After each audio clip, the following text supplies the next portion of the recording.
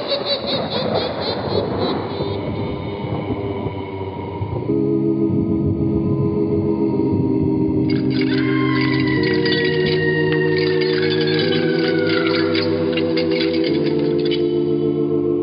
Mysterious Old Radio Listening Society podcast.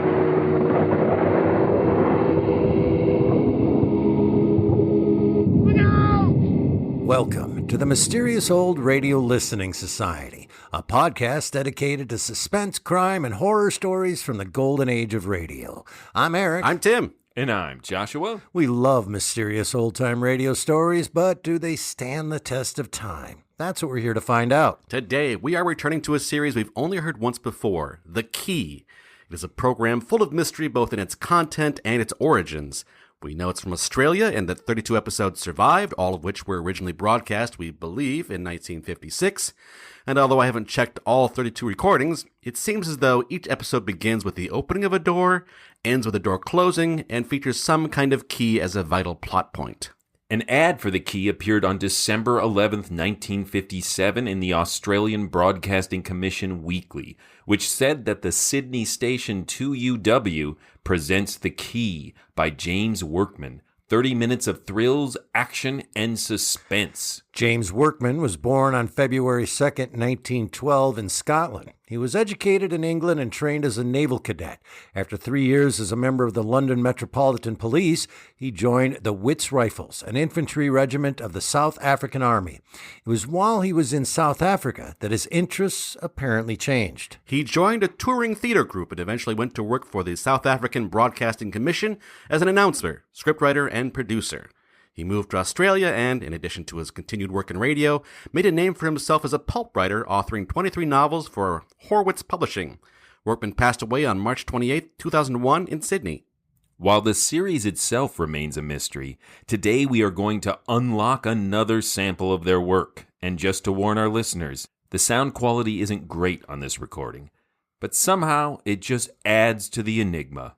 This is Showgirl Murdered, from the series The Key, first broadcast sometime in 1956, probably. It's late at night, and a chill has set in. You're alone, and the only light you see is coming from an antique radio. Listen to the sounds coming from the speaker. Listen to the music, and listen to the voices.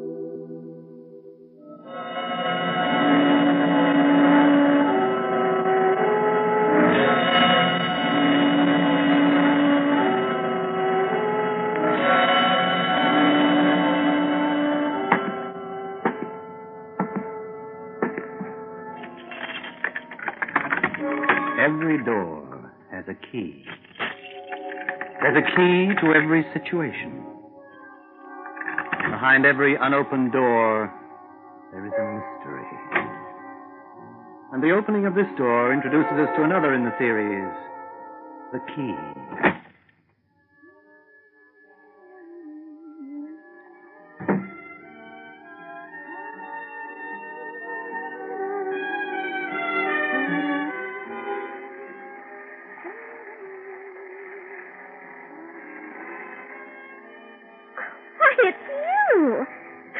Hi, honey. Aren't you just the littlest old cuckoo collie? You just scared 90 years out of me then. 90 years, honest. There, soft shoes. That's for giving me a lovely surprise. Well, come back in here. It's like a Turkish bath in there. You can sit down and read something while I have my bath. It won't be long. Oh, and guess what? Well, just have a guess. Go on. Well, I bet you can guess anyway, so I'll tell you. A.B. rang me, you know? A.B., my agent.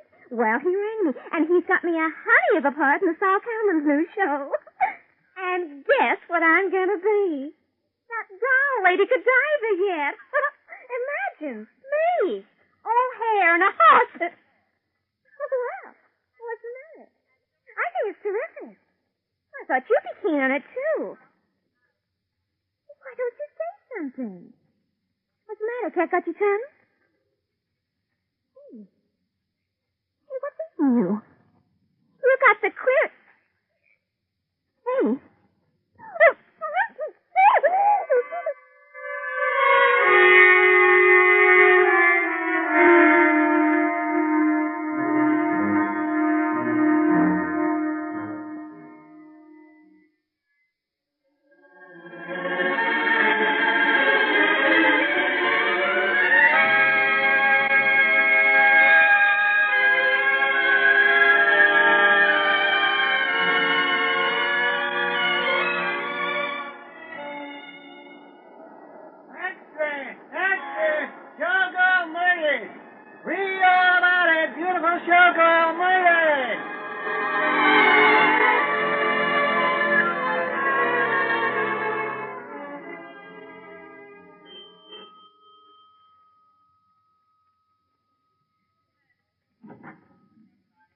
Yes, can I help you? You're Mark Sampson? Yes. Halliday, Special Division Homicide. This is Sergeant Brand. You're here about Martha. Mm-hmm. Mind if we come in? Not at all. I've been expecting you. I stayed at home today because I thought you'd want to see me. Hmm. Sit down, Lieutenant. Sergeant? Thanks. Been living here in this block long, Mr. Sampson? 5 years. Nearly 5 years, that is. I came here in... 5 will do. What's your work? I'm in the film business. Editor. I work for Vision Incorporated. Good job? Sure. I've got no complaints. Mm-hmm. You, knew Martha Wills pretty well? You must know the answer to that already, otherwise you wouldn't be down here. All the same, you tell me, though. Sure. Yes, I knew her well. I started knowing her well 3 years ago. That's just after she came here to live in this block. 3 years.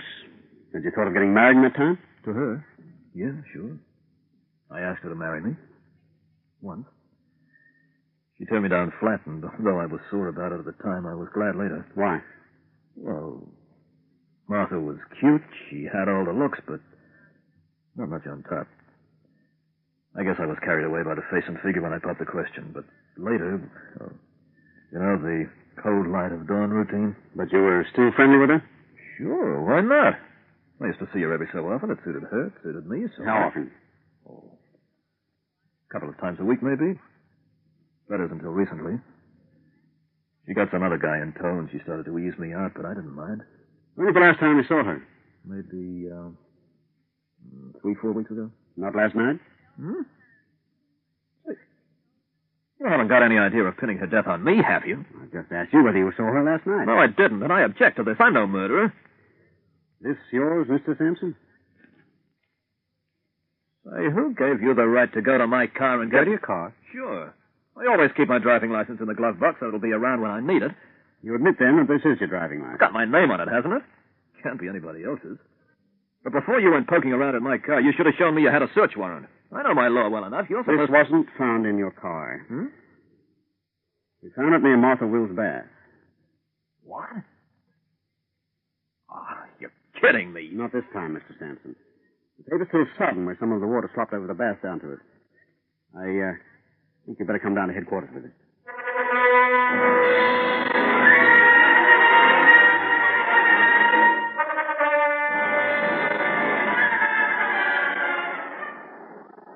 Showgirl Murdered caught. Extra, read all about it. Police action charge Showgirl Murdered. Read all about it.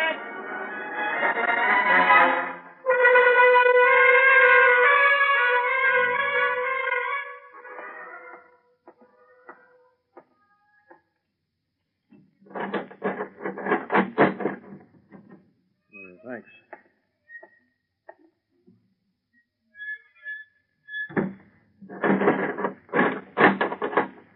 Good morning, Mr. Sampson. Hello. How are you feeling today? Okay, I guess. Sorry I can't offer you a better seat, Mr. Blake. You'll have to make do with the other bunk, as usual. Oh, for Pete's sake, when is this farce going to end? When are they going to realize that they've made a mistake? I didn't kill that dumb little broad. Easy now. Easy? How the devil can I be easy? I'm charged with bumping off Martha. And it could mean the chair for me. How can I be easy about that? Would you be easy? Mr. Sampson, I'm here to help. Okay, but for the love of Mike, stop telling me to be easy about it. I'm sorry. Well, obviously you intend to stick to the story that you're innocent. Of course I'm innocent. Look, just what sort of a lawyer are you? Why are you trying to make me confess all the time? Confess to something that I didn't do? Are they paying you the cops?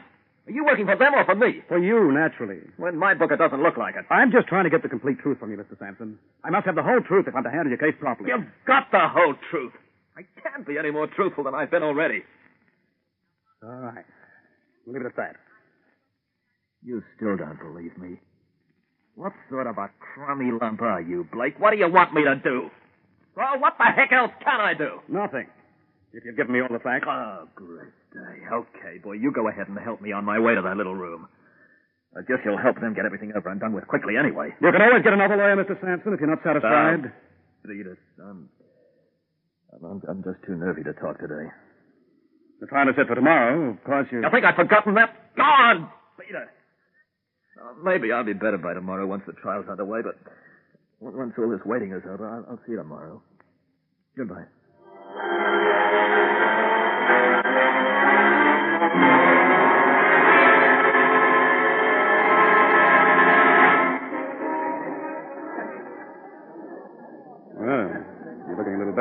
Let's say. I'm all right. Why all this wait now? Oh, be patient. Patient? Oh, Mr. Blake, you kill me, boy. You really kill me. Why do they have to let all these goons into the place? Look at them back there. The public. You think this was a three-ring circus? Oh, don't let them worry you. Just ignore them. Well, maybe this is better than a seat at the movies. This is flesh and blood. There's always something about flesh and blood, don't you think? That intimacy between audience and performer? Ah, they're a pack of creeps. Oh, they can't be kept out. If they want to come in, well, it's a public courtroom. Who's that guy over there? The prosecutor. That's the big wheel, huh? Who is he? I've seen his face before. Marvin Clark. Marvin Clark. What's the matter now? No, I was just thinking... He's the guy who hasn't lost a case yet, right? Was always the first time for everyone? He looks kind of sure of himself. He generally does. But don't let that worry you either. You're just one great, big, happy, walking tranquilizer pill, aren't you? And what else needn't I worry about? Should I ignore the verdict, too? When the judge tells me they're going to shoot a few thousand volts through me, should I break into a broad grin about that? If you are innocent, the prospect of a verdict shouldn't worry you. Who do you think you're trying to fool, Blake? What does it matter in this place if I'm innocent or not? Everything's stacked against me, even you. That's nonsense. You say. When are they going to start? When will I get off their fat? They're going to punish me enough that I have to lay it on even more? Please, Mr. Sanson. Silence in the court. Silence in the court. Well, your waiting's over now. This is it. Let's see where they go from here.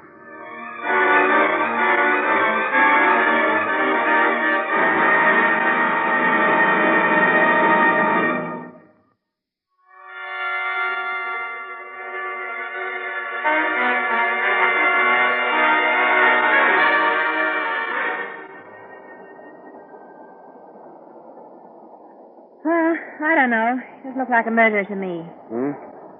Fred? I said he doesn't look like a murderer to me. Who doesn't? Well, this Mark Sampson they've got in for the murder of that girl. What girl? The beautiful blonde drowned in the bath girl. That's who. Don't you follow your papers? Not murders. It's not the back tonight. What happened to all of my music is on a book. Oh, aren't you ever interested in anything that's happening? Can't you ever get your nose out of those books? Well, you should read this. It's good. Racy may be here and there, but good. There's a blonde and this thing to do with a spot of Duncan in the bath, I can tell you. Yeah. No. Well, if I was this judge, I'd let this Sampson man off. I really would. He's got too nice a smile to be a murderer.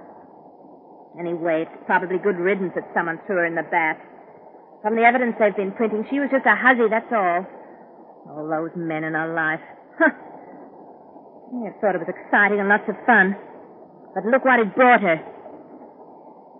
That's always the trouble with women who try to get some excitement out of life. They always end up getting the worst of it.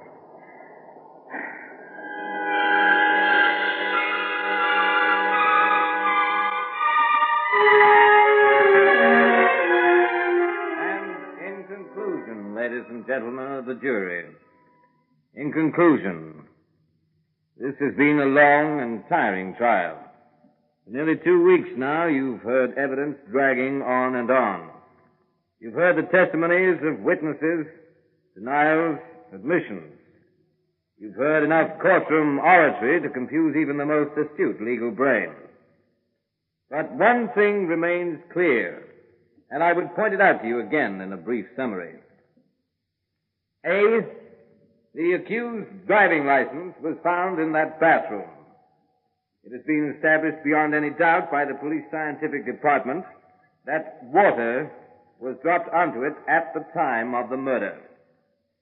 B, the accused has no alibi at all to account for his movements on the night of the murder.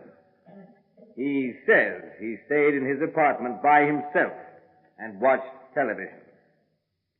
Well, that's what he says. C, from the evidence given, we have seen that the accused had a motive of jealousy in regard to the killing. He objected to the deceased seeing these other men and ignoring him, and in a fit of passion, he decided on this drastic course of murder. There is only one verdict you can bring in, ladies and gentlemen. Guilty. Guilty of murder in the first degree. This ends the case for the prosecution. Counsel for the defense? The defense rests, Your Honor. Blake! What else can be said? We summed up our case. It'll only be a case of reiteration. You're going to let that jury go up there remembering those words? I tell you, there's nothing more we can do. Our case is just as convincing as the prosecution. That's not good enough for me. Wait a minute, I've got something to say. Sit down, Sampson, please. Sit down. You'll only spoil everything we've built up. You built up nothing. Listen to me, I'm innocent of this charge. Do you hear? I didn't kill her. Silence. Silence.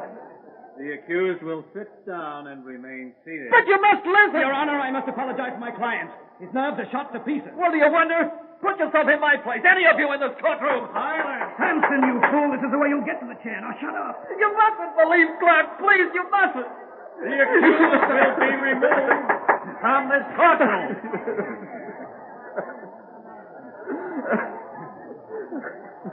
Out of the way, Bud. Let's get a shot of this. One side, mister. Hey, you, Sampson. Look up. Let's see your face. Oh, get up. Leave the poor devil alone. Come on, Sampson. You have to leave the court. Take my arm now. Come on. You'll be all right. We'll get you to another room, and you'll feel much better.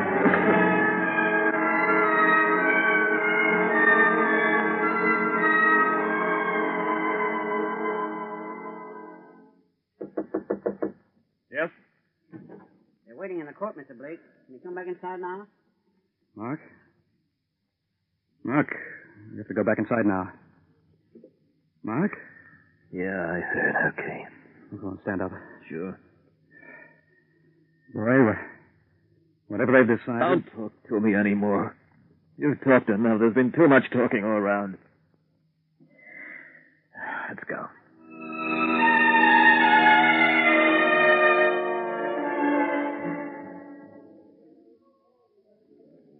Accused will rise and face the jury. Ladies and gentlemen of the jury, have you reached your verdict? We have, Your Honor. How do you find the accused? We find the accused guilty of murder in the first degree. Help him! Help him there! He's passed out!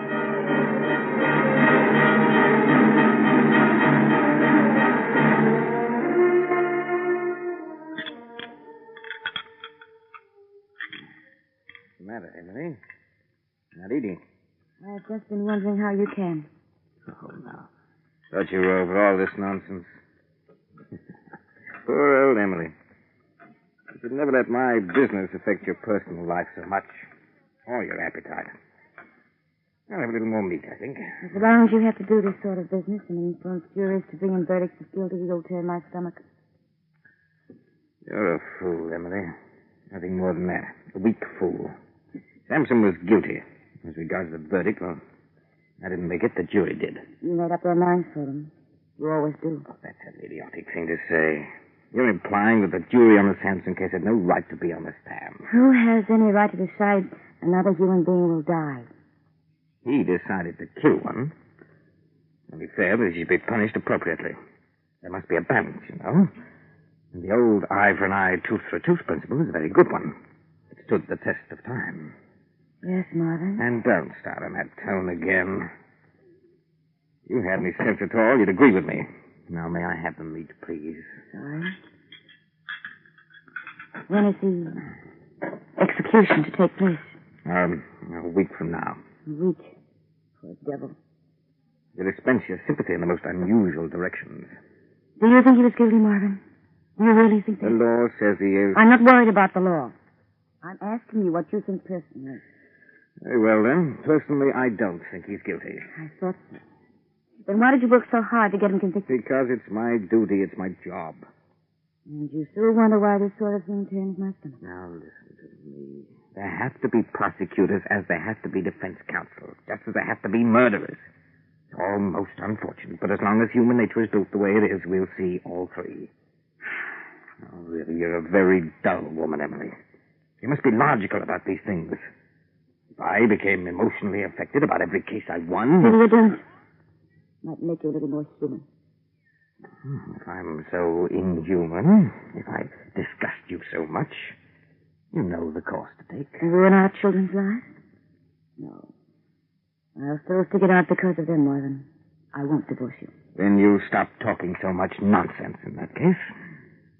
Don't you?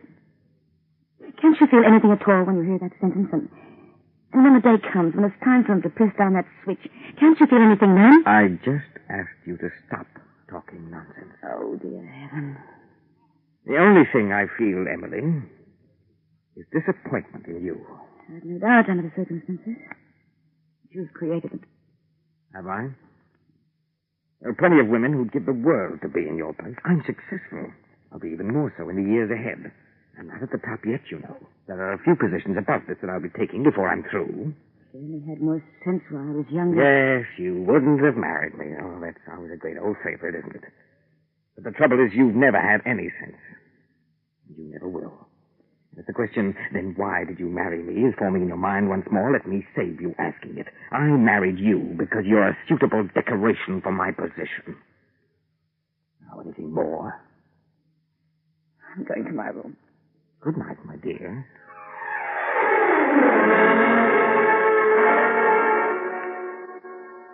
You're quite sure there's nothing else you want to say, Mark? No, Father, I said everything. It's hard for me to say this, my boy. So little time left now. Tomorrow morning... I've still said everything I had to say. You know, Mark, you'll have a higher court to face soon. It'll be easier to face if your confession is complete on Earth. Please, go away. I'm sorry. Perhaps I should leave you now. I'll be here again tomorrow morning. Father Burke. Yes? Forgive me. Will you please come back here? Of course. Father, give me the Bible. What? Now do you see what I'm doing? I'm holding it in my hand. I'll have to face everything this book stands for soon. Knowing that, I'd hardly lie now, would I? Well, what point is there in lying one way or the other? It wouldn't do me any good now. But look, Father, I swear on this book that I did not kill that girl. I swear it. Well, maybe you can pray for me, Father. That might help. I believe you, Mark. I believe you now. I'll see what I can do. Straight away. Father. Samson, some good news for you. The phone message has just come through from the governor. Some new evidence has come to light. You've been granted a reprieve. 1 week. Yes, Lieutenant Halliday, you wanted to see me. Sorry for the intrusion, Mr. Clark, but I wanted you to know we just unearthed some new evidence on the Sampson case. What? Just by sheer chance. I got on the job straight away. They granted Sampson a reprieve. Oh. Well, he's a lucky fellow. Uh-huh. By the way, I wanted to return these, too. You left them in my office this afternoon. Oh, my keys. So there they are. Well, thank you, Lieutenant. I was wondering what on earth had happened to them. Yes, I thought they were yours, sir. Hmm? I'll take them back now, if you don't mind. Grant, Harlan, in here. Why, what is this? It's all to do with a key, Mr. Clark. This one. Remember it? Wait. Yes, I see you do. Unusual design, isn't it? I couldn't help noticing it when I saw your keys lying on my table. I'd have thought a man of your training would have removed such a valuable clue. Why, what's so strange about that key? It's unusual design. It's unusual enough to be a duplicate key to the front door of Martha Will's apartment. Odd you should have a key to her place, isn't it? Well, I can explain. I hope you can. Oh, and someone has just remembered seeing you nosing around Sampson's car on the night of the murder. I guess that's when you got his driving license. Also, someone remembered seeing a gray-haired man leaving the apartment block that night. They didn't take any particular notice of you at the time, but one little thing stuck in their mind. It was a hot, dry night, and the front of your suit was splashed with water, as though you'd been in the rain, or something. There's plenty more on top of this, but I think we'll talk about that back at headquarters. Come on.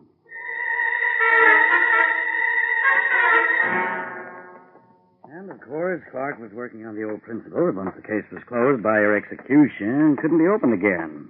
It was a perfect crime, so he thought. Because of his position, no one would suspect him. Well, you can see the way his mind worked. The Martha had found out who he was, and he was afraid the time would come when blackmail would enter the picture. Exactly. Blackmail would never have entered Martha's head. Well, it's all over now, Mark. Clark will get what he deserves, and you'll get the same. Compensation and freedom. You have the freedom now. Not quite. Huh? When the guard opens this door in the gate and lets me through, then I'll have it. Good luck, my boy.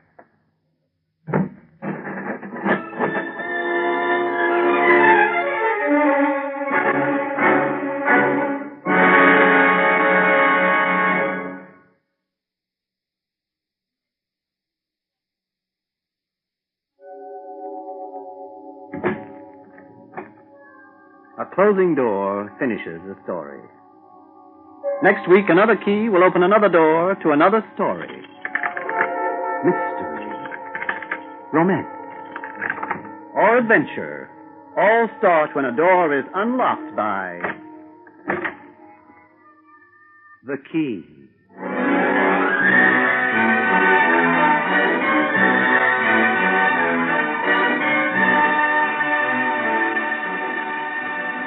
That was Showgirl Murdered from The Key. Here on the Mysterious Old Radio Listening Society podcast. Once again, I'm Eric. I'm Tim. And I'm Joshua. Tim picked that one for us. I did. And why? That wasn't supposed to sound as accusatory as I meant. Oh, no. No, I understand. Do you remember the previous episode of the Key we listened to, The Ghost? Hell no. It's with the puzzle master. Oh, who just that gives one. up. Yeah, that was terrible. Strong contender for the worst of the year. Yes. I was curious to go back because I sort of am fascinated by the conceit of these scripts of door opens, there's a key, door closes. This one jumped out at me for I can let you guys vent your spleens here in just a second, but I know that collectively this whole thing is not good. But the individual scenes, just like this 2 minutes to this 2 minutes, are fascinating and amazing to me. And I'll dive into those details here in just a second, but I'll let you guys have your So it had, for you, it was not great overall, but had moments, right? And that you found super interesting. Yeah, I'll start with the opening scene of her getting into the bath is the audio version of, and I don't know that you will know what I'm talking about here, the Black Glove Killer movies from Dario Argento. Don't know any of those words in that order. Yeah. It's a sort of genre Italian horror film that is shot from the perspective of the killer. You just see these two sort of black gloves in the frame. Right. And it creates these sort of scenes of suspense and horror where the actual killer is just sort of a blank spot. It's just missing from the scene. And it created that exact vibe for me. And I was like, did 16-year-old Dario Argento listen to this and right. thing and use it to make movies with? And even if like that's just a lot of stretching on my part, which it clearly is, that type of scene, it just, I don't know that it exists other places in radio. Maybe I just don't know about it, but it was so striking and unique to me.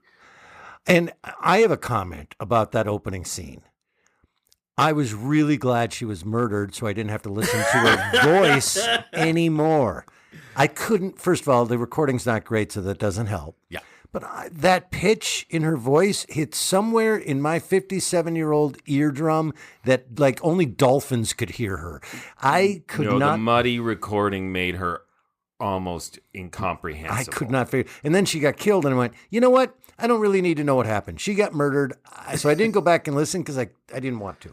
But you got the important details. Yeah, she's dead. And good, I don't have to hear that voice. Get in the bath. Oh, well, I didn't know until right now she was in a bath. Important plot point. Yeah, that is an important plot point. That's how the license got wet, which proves he's a murderer. I know. I'm so fascinated by the forensic scientists who can prove like this driver's license was moistened by this bath. Yeah, the circumstantial evidence is just, that's all there is in this case. In general, I wasn't upset by this. I wasn't like, oh, God, this is terrible, other than her voice at the beginning. And I actually, now I'm finding out that it was that same one that did that horrible Puzzle Master one. I'm shocked at how much better this is than that. I thought it was great. I really did. And the fact that it was, again, I think last week we did the Barbara Stanwyck suspense, correct? Mm-hmm. And this followed the same pattern for me of I know who's guilty, right? Yeah. Like I figured that out. I really love it when I do that and I'm wrong. But I figured the defense attorney was... The prosecutor. The prosecutor was the guy. But it didn't take away from the fun of finding out that he did it and the mistakes he made. I actually found this to be pretty good. Oh, that's... I did. I didn't mind it. Oh, here we go. No. Raised eyebrow. Take it away. No, I do want to recognize what Tim said, is that there are one or two really interesting scenes in here. And I do think the scene you already noted, the one-sided murder conversation. Yes. So immediately I knew the killer was Bob Newhart. But then to Eric's point, it is an interesting companion piece to last week's episode, Wages of Sin. I'm assuming you didn't listen to Wages of Sin and pick this for that reason. No. All serendipity. That's Tim's middle names. All Tim's serendipity. Yep. But it's interesting to me that Martha is a generic, powerless, not even a character, but a inciting incident in the story, right? We're supposed to care about not the murdered woman, but the kind of the man wrongly accused. The bad boyfriend who was wrongly accused. That's who we care about. And so I entered it going, yeah, it's that kind of story that's interesting because that's what Wages of Sin is trying to rebut. Yes, I think that's a good word. But then we got to, I think, the most interesting scene in this whole episode, which is where we just get to listen in on what appears to be a random couple discussing the news. And we have a really dismissive, misogynist guy who's clearly reading pulp magazines. He's like, I know some blondes that could use some Dunkin'. And he's just awful. But then we have... It is. That woman is so fascinating in judging this, this floozy. He goes out and has adventures and really just looks after herself. And I'm going to leave this radio show right now. Exactly. Because, she seems so harsh. She talks about, well, he can't be guilty. His smile is too nice. So not only harsh, but also shallow. And then she gets so wistful with that last line. It's always the trouble with women who try to get some excitement out of life. They always end up getting the worst of it. And then what's interesting is the episode just goes on to go, yep. Right. So it makes this powerful statement and then moving right along. Yeah. So as I was listening to it the first time, and then okay, there's that weird black glove killer, which I don't. If you ever see a Dario Argento, like Bird with Crystal Plumage, really good movie, and then it jumps to what I have to assume this is just straight up Dragnet parody or pastiche of this short clipped police, a lot of sort of mundane chat going on. Of why is it like this? Okay. And then it's defense attorney, it's just, each scene seems round robin of this is not part of everything else. This is not complaints. This is the part that really appealed to me. This is crazy. Right. Yeah. It was never boring. I don't think it's good. Yes. But it was not boring because I kept thinking, oh, okay, it's this. And I wasn't too excited about what this is, with the exception of the one scene I already mentioned. And then the next scene would start and you'd be like, no, it isn't that. It is. Is it this? The world's worst defense attorney was funny. He was clearly so appointed. Oh, yeah, the public's got to get... Oh, it's just to see you in person, your flesh and blood up there. And it's what sort of attorney are you? Yeah, he's like, are you sure you're not guilty? Smile more. That smile doesn't look guilty. There was something appealing to me who loves some pretty straightforward police procedural into the courtroom scene. I love Law and Order. I love hey, this is a crime and we got this guy, and the twist of, it's the prosecutor or the defense attorney. Prosecutor, sorry. Defense attorney is also bad, yeah, not a murderer. Right. The prosecuting attorney is the murderer. It seemed like a really interesting episode of Law and Order to me, and nothing groundbreaking, but it sure held my interest. I liked it. And that weird conversation between him and his wife. It's you're awful. Yeah. Yeah, he's terrible. What did he call her? You just look good on my arm, or but something along those lines. Decorative. You're a decoration piece for my status in this world, or whatever. I think I land in an opposite area of Eric, where I thought all the lawyer and cop stuff was just boring and stupid. And then it became really fascinating when we got these peeks into the stranger's life or this incredibly awful, awkward dinner with the prosecutor and his wife, in which he uses the word meat very strangely. Yeah.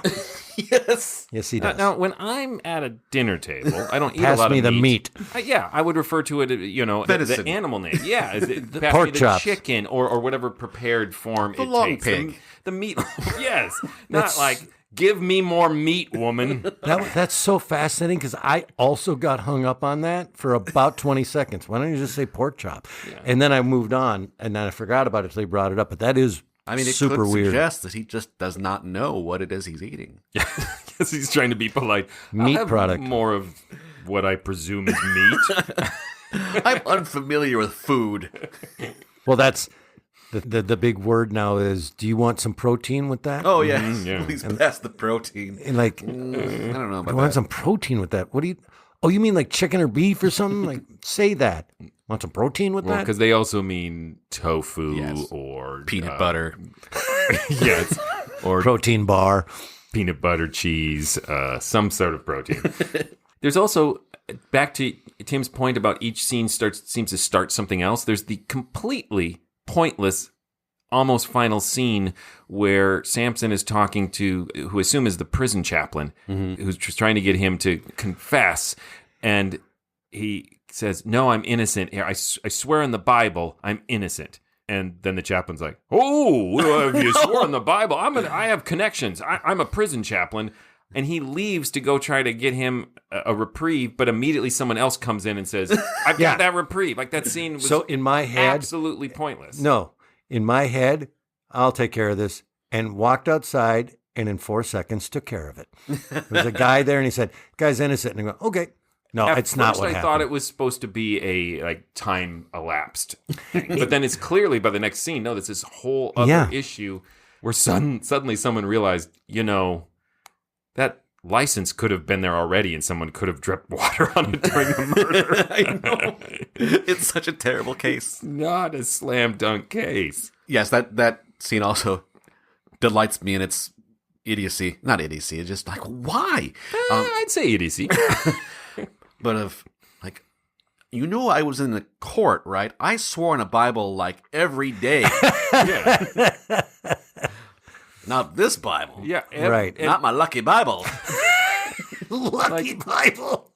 Every guilty person in a trial swears on a Bible at one point. It's not Wonder Woman's magic lasso. That's all I'm saying. Yeah, it's a weird way to get someone to listen to him as a plot device, as a writing, like, okay, he's at wit's end. How does he get someone to hear him?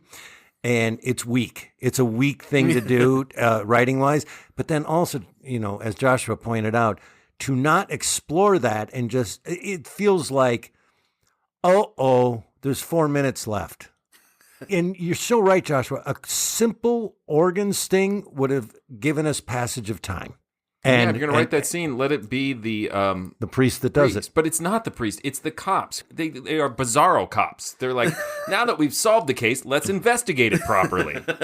Right. It makes no sense, because then the police work he describes to the prosecutor, it's like, good. You should have done. Oh, you mean you went around and interviewed witnesses who saw you there? This army of witnesses that have suddenly manifested? Who saw you covered in bathwater? I hate when this happens. Like, that was pretty good. And 5 minutes into this conversation, oh, no, right, this is terrible. What was I listening to? All I'm saying, I really enjoyed it. There are a lot of things that are terrible that I greatly enjoy. I didn't look at it too deeply. I think I just kind of surface level listened and went, oh, there you go.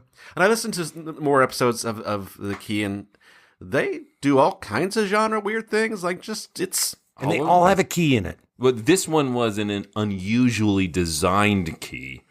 That's why the cop was. There's another episode that has a code key. Yeah. Oh, yeah. I'm assuming this key had the words Deus Ex Machina inscribed on it. Important evidence, don't lose. Well, can you pass the meat? God, I wish. Why don't we ever have food at our recordings. It soaks up the beer. I mean, I can make chewy noises if... Well, I want food. I don't want chewy noises. One last thing that struck me, and this is not a dig at this episode because it comes up a lot in old-time radio, but because there wasn't good storytelling going on to distract me in this one, I zeroed in on it, and that's that he was sentenced to death, and he was going to be executed a week later, right? Which made me go, wait, was the time lapse between sentencing and the carrying out of the execution ever that short? So I did go down a little rabbit hole, and I couldn't find information that went back any earlier than 1982. Oh. But in 1982, the average lapse in time between the sentence and the execution was 6.5 years. And wow. In 2022, it was over 18 years. Wow. Reminds me of that I Love a Mystery story. Guy on death row. It was the last episode of one of their series, and he got a stay of execution for one night. Oh, yeah. So that he could hear the final wrap up of whatever series that was. Hoping it'd go another 18 years. Yeah, yeah. I wonder if they were just like, you're sentenced to be executed, and they just took care of it there in the courtroom. Judge just shot him. Just shot him. What if? Those are the last words. I appeal. What other caveats do you want to point out, Joshua? The last thing I will say is I do love the prosecutor's argument to his wife at the table. We're like, well, there has to be a prosecutor. There has to be a defense attorney. There has to be a murderer. He was going to break out singing, "It's a Circle of Life." It's like, it doesn't really have to be. I get what you're saying, but he just painted it like it was out of his control. No one's murdered anyone in the last 2 years. I better step up. While he was saying it, he was holding his wife under the armpits over a cliff. You ready to vote? Sure. You start. My vote is lock the door and throw away the key. Like I said earlier, it's the kind of bad radio show that I certainly find entertaining. It was perplexing.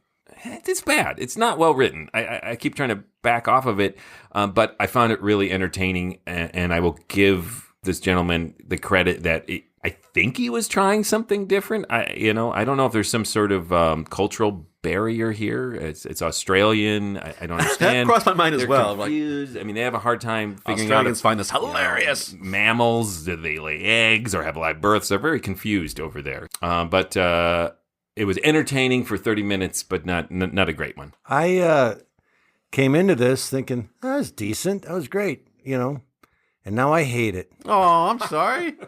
No, it's full of terrible loopholes. But overall, seriously, the plot is not groundbreaking, but it's also not ridiculous. And I kind of liked falsely accused of a crime, and you find out that the guy that did it is the guy that's prosecuting him. Classic trope. Yeah. Yeah, I liked that. And I didn't think the acting was bad. And I thought, but listening to you guys, I realized, well, there's a lot of big, giant holes in this. Well, here's my vote then, right? It is a classic of The Key. Would you say this is the favorite episode of The Key you've heard Oh, so far? yes, by far. I would say this episode has really only one flaw, but it's an important one, that the scenes should go together to form one story. If you can overlook that, it's pretty good.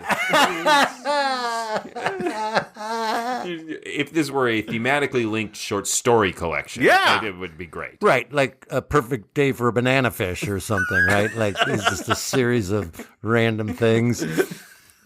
That is really honestly my opinion of it. I was really amazed by the first scene, that's domestic scene. It's like, this is so interesting. Like I said, the defense attorney sort of musing about having people witness in public a murder trial, just sort of grisly like that. And just the defense attorney in general, like just what a weird, bad attorney he was. There's so much in this that fascinated me that I just wish there was a story.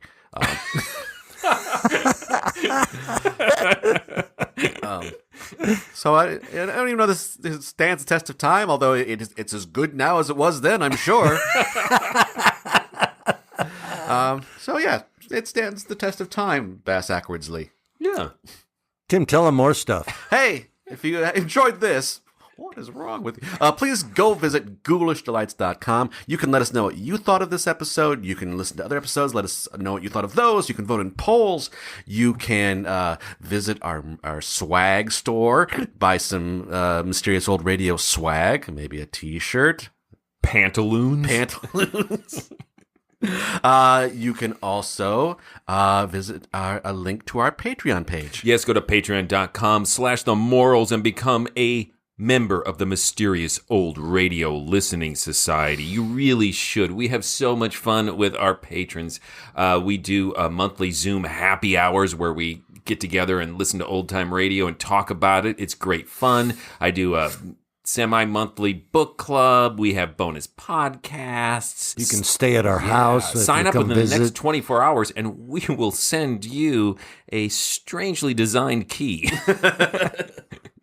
that will ruin your short story. It'll get you into Tim's house. Hey, if you'd take like a lot of baths. If you'd like to see the Mysterious Old Radio Listening Society Theater Company performing recreations of classic radio drama or a lot of our own original work, we are performing somewhere on stage monthly for a long time. Find out where we're performing, what we're performing, and how to get tickets. Just go to GhoulishDelights.com, and we'd love to see you. If you're not in our vicinity or can't make it, being a Patreon gets you access to the filming of our live shows. We should say filming or audio. Or audio, right, All of our that's right. spaces are filmable, but you will get some recorded document that you can use to listen to our performance or see our performance or both. Some of it is just me leaving my recording on my phone in my back pocket. What's coming up next? Up next is your choice, I believe. Oh, right. We are going to be listening to, I believe, the first time to A Man Called X and the story of Storm Over the Alps. Until then... Can you pass the meat?